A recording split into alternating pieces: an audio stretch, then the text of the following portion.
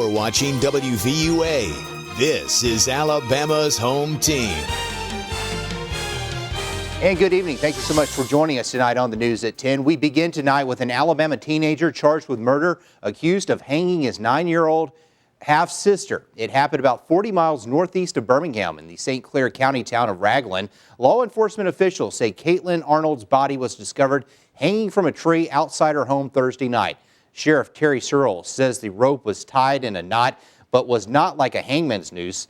The county coroner, Dennis Russell, says the cause of death was homicide due to ligature strangulation. The boy and girl were living with their aunt and uncle as part of a foster home situation.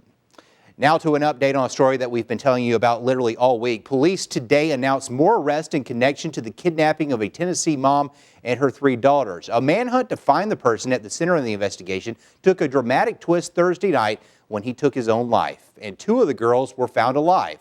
Melissa Rainey has the latest.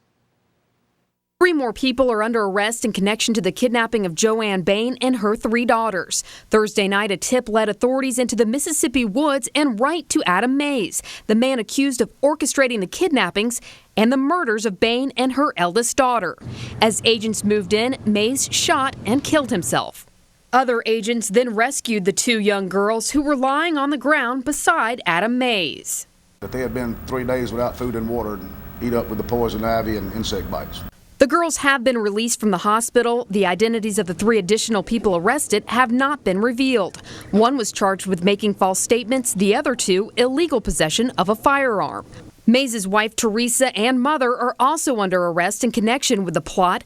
Teresa's attorney said Thursday that her client last saw Mays and the Bain girls in Mississippi on April 27th. While the primary suspect is now dead, the investigation is not. And I can assure you, if there is probable cause to believe that anyone assisted in this crime whatsoever, this team's going to make an arrest. The motive behind Mays' alleged actions is still unconfirmed. His mother-in-law says he believed the youngest Bain girls were his. I'm Melissa Rainey reporting. And Mays' true motive in the plot might not ever come to light. Officials say he did not say anything before fatally shooting himself. Well, time to get a first check on Alabama's home team forecast. For that, here's Chief Meteorologist Richard Scott. Richard, looks like we might see some rain this weekend. Yeah, John, good Friday evening to you. A lot of rain to talk about in time for the weekend. If you have plans outdoors, may want to try to bring those outdoor activities indoors as possible. 70 now in Tuscaloosa, 72 Mobile, 66 back in Jackson, so still very mild and starting to get a little muggy across the southeast. Moisture levels starting to increase a bit from the south as we're starting to get a south wind develop, bringing tropical moisture off the Gulf. First initial rain band kind of weakening as it moves our way, but more storms become likely as we go into the day on Saturday. And here's that weekend forecast. Saturday, Sunday, a good bet for rain pretty much at any point. Both Saturday and Sunday, the better chance for rain on Saturday happens after lunch. 76 for an afternoon high. A good soaking rain at times. But how long is this rain going to stick around? Your forecast is coming up. All right, Richard, thank you very much. See you in a little bit. Well, in the town of Coker, local residents are gearing up for the 3rd annual Coker Country Fair. And we sent WVUA's Tommy Townsend to capture some of the sights and sounds. Coker is a small West Alabama town, so small in fact they only have 1 traffic light. But that doesn't stop them from throwing a big-time festival.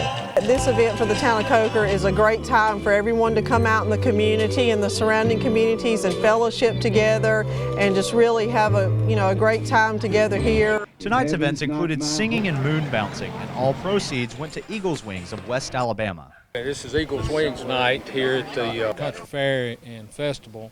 And we're selling hot dogs and hamburgers tonight. We're selling some of our merchandise like t-shirts and jewelry and stuff. This tractor I'm riding is famous from Mule Day, but tomorrow it'll be leading a parade here in Coker.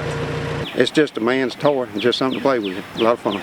We will have the tractor leading the parade, and we will have different organizations from Sipsey Valley Middle and High School that will be here. The band is actually performing and marching in the parade, and so it should be a great time. Some residents hope that the added tourism from the fair will lead to an increase in their population. Coker is just a small town. It's growing. I've been here since '93, and it's a beautiful spot, and And we just want people to come out and see what we got, and maybe get people to come out and maybe build some more houses, and it'll be a great place for people to come live. In Coker, Tommy Townsend, WVUA News. And if you missed out tonight, you can take part in tomorrow's festivities. It's all located behind the Coker Fire Department, and the fun starts bright and early at 8 a.m.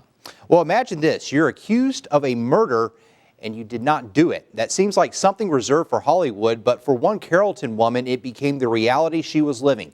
Bridget Lee spent 9 months in jail and 20 months on home confinement, facing a capital murder charge after a botched autopsy on her newborn son. In 2006, Lee was proven innocent after a 6-person autopsy panel showed the baby was stillborn. In this legislative session, the state's Wrongful Incarceration Committee recommended Lee be paid more than $100,000, but the appropriation bill was recently dropped, which means Lee is left with a lot of heartache and a lot of debt. That's a statement.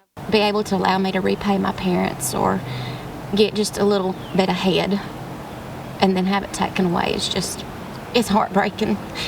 And I just wish that the legislators and the senators would put themselves in our place and look at what we went through because of the negligence of an employee of the state of Alabama.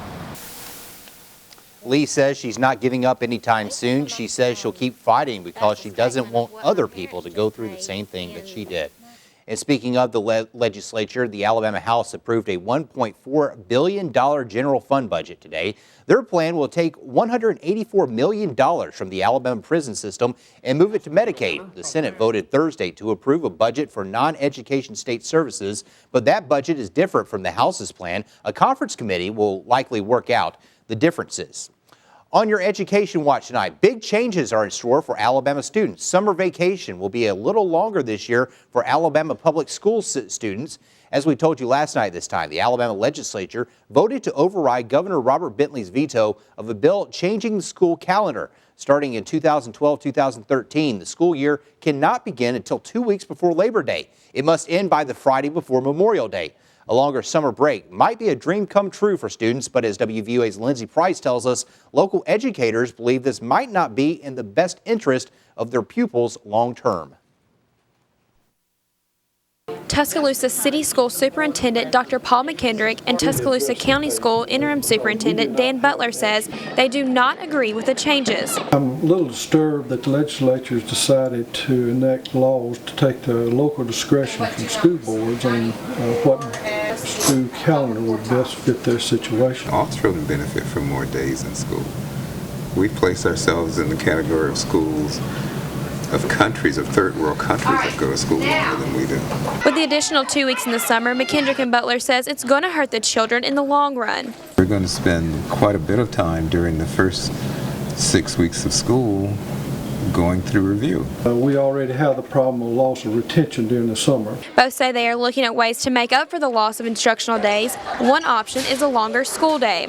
Cut out 3 instructional days, but at the same time we turn around and add a few minutes to each day. That way we don't lose 6 instructional days, but we will lose 3. If you add up those 15 minutes over 173 days, yes, you get another 7 days. But those 15 minutes per day end up being roughly about 2 to 3 minutes per period. Lawmakers say the law would extend Alabama's tourist season and allow the state to collect more tax revenue.